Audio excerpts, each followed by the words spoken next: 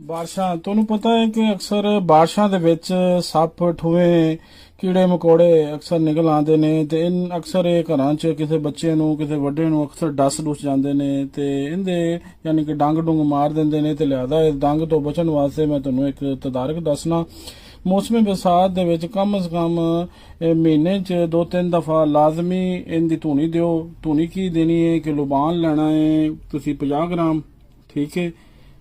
ਤੁਸੀਂ ਲੈਣਾ ਹੈ ਹਰਮਲ 50 ਗ੍ਰਾਮ ਤੇ ਗੂਗਲ 50 ਗ੍ਰਾਮ।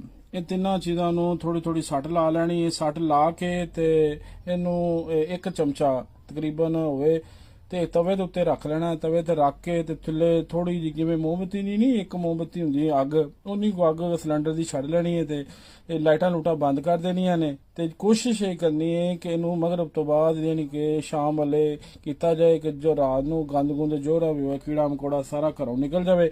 ਇਹ ਕਰੋ ਤੇ ਅੱਜ ਕੱਲ ਲਾਜ਼ਮੀ ਕਰੋ। ਕਿਹੜਾ ਘਰ ਨਹੀਂ ਵੀ ਆਖਦਾ ਵੀ ਸਾਡਾ ਪੱਕਾ ਘਰ ਹੈ ਤੇ ਉਹਦੇ ਘਰ ਵੀ ਅਕਸਰ ਸੱਪ ਵਗੈਰਾ ਠੂਏ ਵਗੈਰਾ ਇਹ ਆ ਜਾਂਦੀਆਂ ਨੇ ਚੀਜ਼ਾਂ ਤੇ ਬੱਚਿਆਂ ਨੂੰ ਫਿਰ ਨੁਕਸਾਨ, ਵੱਡਿਆਂ ਨੂੰ ਨੁਕਸਾਨ ਕਰਦੀਆਂ ਨੇ ਤੇ ਫਿਰ ਬੰਦਾ 100 ਖੋਹ ਤੇ ਚਲਾ ਜਾਂਦਾ, ਮਿੰਟ ਦਾ ਬੋਲਿਆ 100 ਖੋਹ ਤੇ ਚਲਾ ਜਾਂਦਾ। ਲਿਹਾਜ਼ਾ ਇਹ ਲਾਜ਼ਮੀ ਇੱਕ ਘਰ 'ਚ ਧੂਣੀ ਦਿਓ, ਹਰ 8 ਦਿਨਾਂ ਬਾਅਦ ਲਾਜ਼ਮੀ ਧੂਣੀ ਦਿਓ ਤੇ ਫਿਰ ਹੀ ਇਹਨਾਂ ਤੋਂ ਯਾਨੀ ਕਿ ਮੌਸਮ ਹੈ 2 ਮਹੀਨੇ ਤੇ ਲਾਜ਼ਮੀ ਕਰੋ। 2 ਮਹੀਨਿਆਂ 'ਚ ਕਮ ਸੇ ਕਮ 6-7 ਵਾਰੀ ਲਾਜ਼ਮੀ ਧੂਣੀ ਦਿਓ। ਤੇ ਚੀਜ਼ਾਂ ਤੁਹਾਨੂੰ ਮੈਂ ਦੱਸ ਦਿੱਤੀਆਂ, ਲੁਬਾਨ, ਹਰਮਲ ਤੇ ਗੂਗਲ, ਬਸ ਇਹ ਤਿੰਨਾਂ ਚੀਜ਼ਾਂ ਦੀ ਧੂਣੀ।